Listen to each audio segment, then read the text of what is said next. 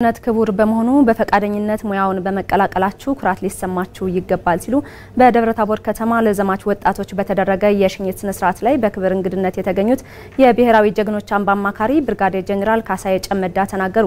ከደቡብ ጎንደር ዞን የተመለመሉ ዘማች ወጣቶች የመከላከያ ሰራዊትን በመቀላቀላቸው የሀገራቸውን ሉዓላዊነትና የህዝባቸውን ደህንነት በማስጠበቅ የአባቶቻቸውን ታሪክ ለመድገም እድል እንደፈጠረላቸው ተናግረዋል።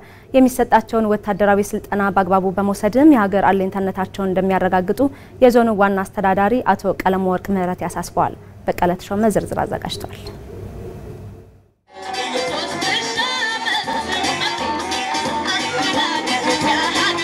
ሀገራችን ኢትዮጵያ ከ3000 ዓመት በላይ ሀገር መንግስት መስርታ ከዓለም ቀዳሚ ታሪክ ካላቸው ሀገራት ተርታ ለመሰለፍ ያበቃት ጀግኖች አባቶቻችንና እናቶቻችን አጥንታቸውን ከስክሰው ደማቸውን አፍስሰው ሉዓላዊነቷን ማስከበር በመቻላቸው ነው።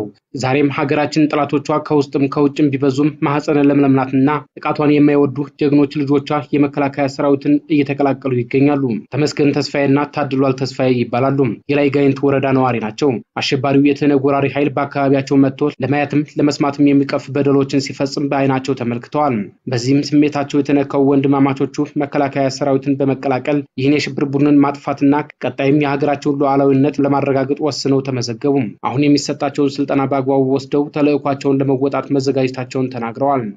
ውትድርናም አልወድም ነበር በፊት። በዚህ አጋጣሚ ጁንታዎች ከመጡ በኋላ ግን አሰቃቂ ህይወት አድርሰውብናል። ለካ ሰልጥኛ ቢሆን ከመከላከያ ሰራዊት ጎን ሁኜ ቢሆን ሀገሬን አላስደፈርም ነበር፣ እኔም አልዋረድም ነበር፣ እናት አባቴንም ወደ ስደት አልዳርጋቸውም ነበር በማለት አሁን ቆርጬ ተነስቻለሁ ከታናሽ ወንድሜ ጋር።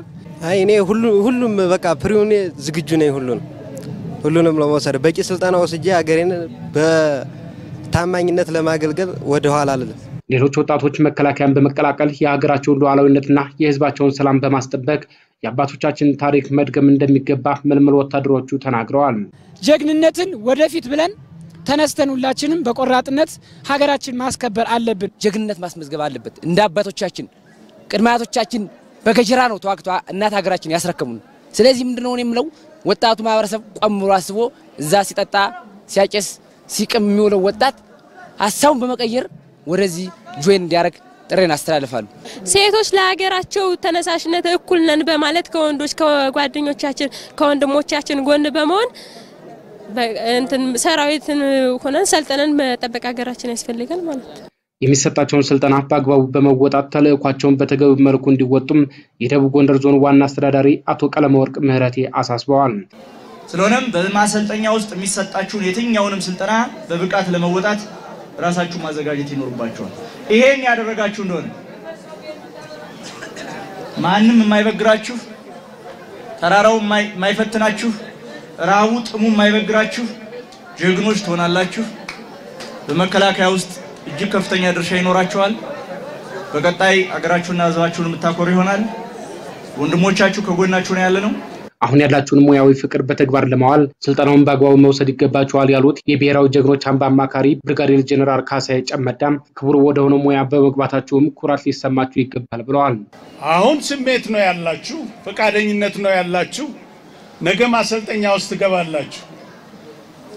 የአካል ጥንካሬውም የቴክኒክ ትምህርቱንም ስልቱንም ሙያውንም ሁሉንም ነገር ዛ ተምራችሁ ብቃት ይኖራችኋል። እንደ ወታደር ክቡር ሰው የለም። አንተ አትሙት እኔ ላንተ ልሙት ብሎ የወጣ ሰው ክቡር ነው። ይሄንን ክቡር ዓላማ ውስጥ ነው ዛሬ የተሳተፋችሁት የገባችሁት። አማራ ሚዲያ ኮርፖሬሽን በቀለ ተሾመ ከደብረ ታቦር